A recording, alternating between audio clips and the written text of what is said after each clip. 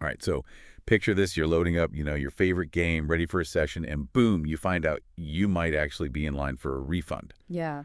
That's what's going down right now with Fortnite, and it's all because of this big settlement with the Federal Trade Commission, the FTC. Right.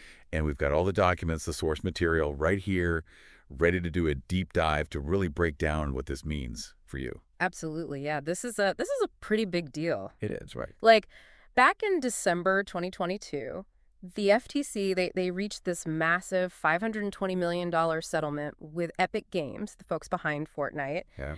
And, at the heart of it are these allegations that that Epic used what they call dark patterns to kind of trick players into making purchases they didn't actually want. Okay, so whoa, hold on. Dark patterns. What are we talking about here? I've heard this term, but break it down. Okay, yeah, think of it like sneaky design tactics, right? Like things that sort of exploit, our psychology. Oh, interesting. Like, that brightly flashing button that makes it so easy to accidentally buy something? Oh, yeah. Or a cancellation process that's so confusing it's basically designed to make you just give up on getting a refund. Oh, totally. Yeah, I've seen that. Right. These tactics, they're all over the internet, honestly, but the FTC is saying they were particularly bad, aggressive in Fortnite. Gotcha. Okay.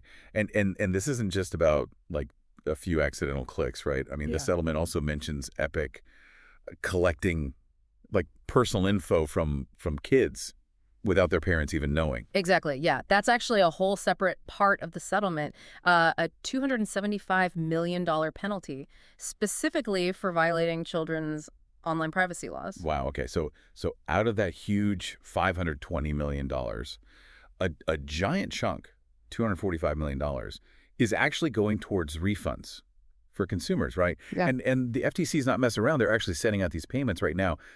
Over 629,000 payments have already gone out, which is over $72 million.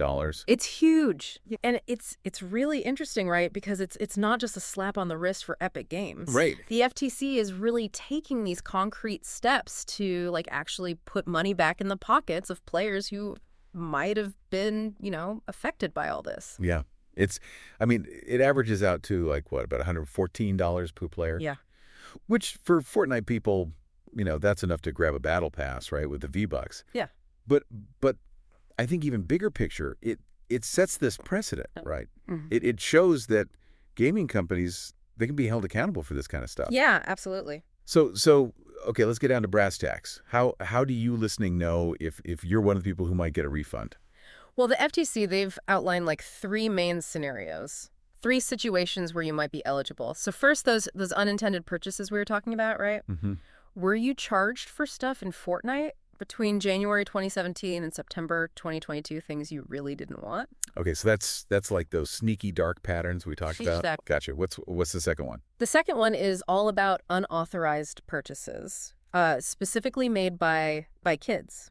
Ah, okay. So if your child, maybe they made purchases on your credit card while playing Fortnite without your permission, and this was between January 2017 and November 2018, you might be eligible for a refund. It's interesting to me that this settlement covers such a long period of time. All right. It really shows how long these problems have been going on. Yeah. Okay, so unintended purchases, kids making purchases. What's that third scenario? All right, the third one, it has to do with account lockouts. So if you ever disputed charges with your credit card company, you called them up and said, hey, this wasn't me, and then after that you got locked out of your Fortnite account between, again, January 2017 and September 2022, well, you might have a claim. Okay, so everyone listening, take a second. Think back to your own Fortnite days, right? Mm-hmm. Any of these situations, do they ring a bell? Now, if you're thinking, wait, that might be me, what do you do? Okay, so the process is, it's pretty simple, pretty straightforward. Okay. You go to the FTC's official website, their Fortnite refund website. We'll make sure to put a link in the episode notes so you don't have to go hunting around for it. Perfect. And you'll need either a claim number, which the FTC, they might have emailed it to you already, or your Epic account ID. And really important, don't wait. Don't put this off because the deadline to file is January 10th, 2025. So that's less than a year away. Yeah. Set a reminder, right now, on your phone. Seriously, don't miss out on this. Okay, so you've got your claim. How do you actually, get your refund? What's the deal? Well, the FTC is giving you two options. You can choose PayPal, which you'll need to accept it within 30 days, or they'll send you a good old-fashioned check in the mail, but you got to cash that within 90 days. Okay. And I think this is important to repeat. The FTC is super clear about this. Filing a claim, it's free. Yes, completely free. If anyone tries to tell you, you got to pay them money to get this refund, it's a scam. Full stop. Absolutely, yeah. Be careful, be vigilant. Stick to the official FTC website. So to be fair to Epic Games, they have acknowledged the settlement, and they're saying they're making changes to stop this kind of stuff from happening again. Yes, they are. But, it does make you wonder, right? If Epic Games was using these tactics, what other online games or platforms are doing the same thing? Yeah, and I think that's what's really, really fascinating about this whole case. It could be like the tip of the iceberg. Totally, yeah. It could spark this much bigger conversation about how we protect consumers in the gaming world, in the whole industry.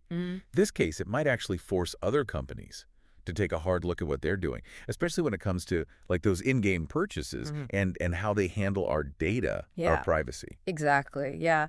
This could be a real turning point in how we think about online gaming and our rights as consumers. So this deep dive, it wasn't just about, maybe getting some money back from Fortnite. It was about like knowing your rights, being aware of those dark patterns that might be out there trying to trick you. Yeah, and it leaves us with a big question, right? What does this mean for the future of online gaming? What other changes might we see because of this case that's setting a precedent? It's definitely something to think about. For sure. Well, that's our deep dive for today, folks. Stay vigilant out there. And informed. Yeah, and we'll catch you next time. See you then. Bye. Bye. Today is your lucky day. Today is the day that our $3 website works for you, paying you directly to your PayPal daily. Imagine $3 ongoing continuous payments to your PayPal account. Imagine falling asleep and waking up to $300 in your PayPal account. How would this make you feel? How could this help you? What bills could you pay? What kind of fun could you have? What does that retirement look like now? All for a one-time payment of $3. This website is DFY done for you, fully built and completely hosted, and never stops collecting payments for you. You have spent $3 on coffee on a regular, but that coffee won't help you create multiple streams of income. Click the link below.